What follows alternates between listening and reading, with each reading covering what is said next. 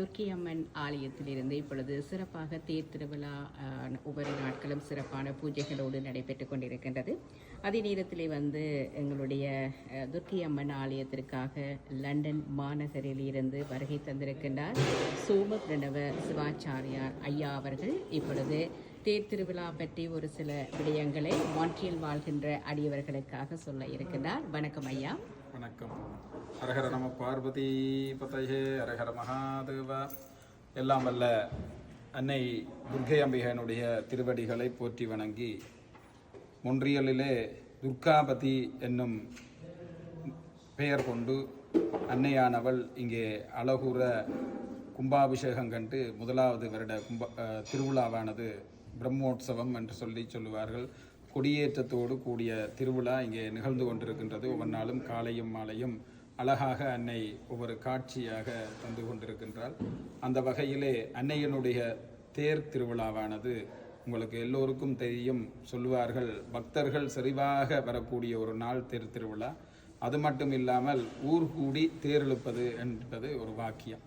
ஏன் சொல்வார்கள் என்றால், ஊர் கூடி தேர் இழுக்க வேண்டும் என்று உங்களுக்கு தெரியும். இந்தியாவிலேயெல்லாம் ஆழித்தேர் என்று சொல்வார்கள்.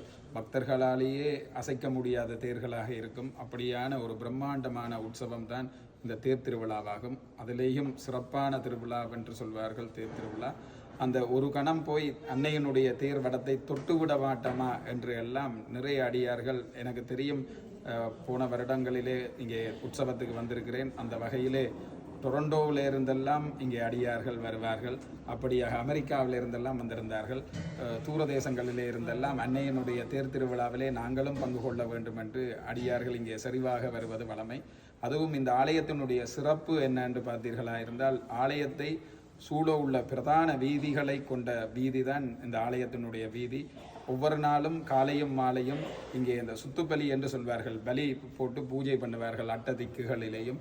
அது எல்லாம் வெளிவீதியிலே தான் நிகழும். அது மாதிரி ஒவ்வொரு நாளும் மாலையிலே அன்னை அழகாக பிரம்மாண்டமான வாகனங்களில் அன்னை எழுந்தருளுவது வழமை.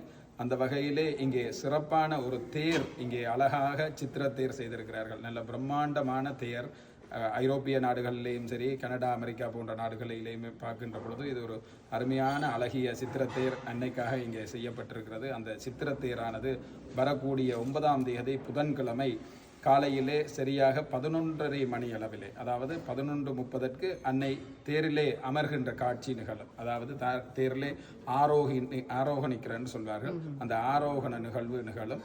நீங்கள் எல்லோரும் நேரத்தோடு வந்து அன்னையினுடைய அந்த உற்சவத்திலே கலந்து கொள்வது மட்டுமில்லாமல், தேர் திருவிழாவினுடைய சிறப்பிலே பார்த்தீர்களா இருந்தால், உண்மையாக அம்பிகையானவள் உங்களுக்கு எல்லாருக்கும் தெரியுமே, அன்னை எழுந்தருளுவது என்றால் சாம்பவ தீட்சை என்று சொல்லி உலகத்திலே இருக்கக்கூடிய எல்லா உயிரினத்துக்கும் அன்னையானுடைய அருள் வழியிலே கிடைக்க வேண்டும் என்று தான் அன்னையை எழுந்தருள செய்வது வெளிவீதியில்.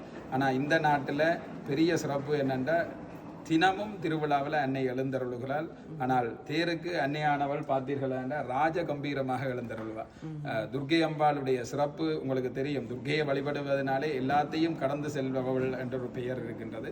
அந்த வகையிலே துர்க்கை அம்பிகைகளை வழிபடுவதனாலே எல்லா விதமான நலனும் எல்லா நன்மைகளையும் தரக்கூடியவள் துர்க்கை அம்பாள்.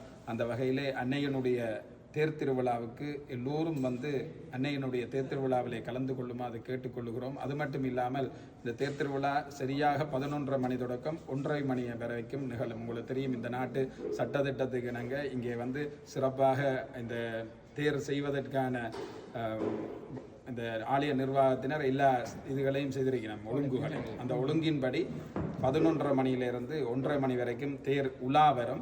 அதுக்கு அப்புறமாக 4 மணி அளவில் பச்சை சாத்தி அன்னையானவளுக்கு இங்கே நவசக்தி அர்ச்சனை, பெரிய மடை, பழங்கள் எல்லாம் நிறைய வச்சு மடை செய்வார்கள். அதற்கப்புறம் நவசக்தி அர்ச்சனை நிகழும். தொடர்ந்து மாலை திருவிழா எல்லாம் நிகழும். அடியார்கள் எல்லோரும் வந்து அன்னையை தரிசிக்குமாறு கேட்டு எல்லோருக்கும் அன்னையினுடைய இறைசக்தி நிறைய கிடைக்க வேண்டும் என்று பிரார்த்திக்கிறேன். நன்றி ஐயா. நன்றி. வணக்கம்.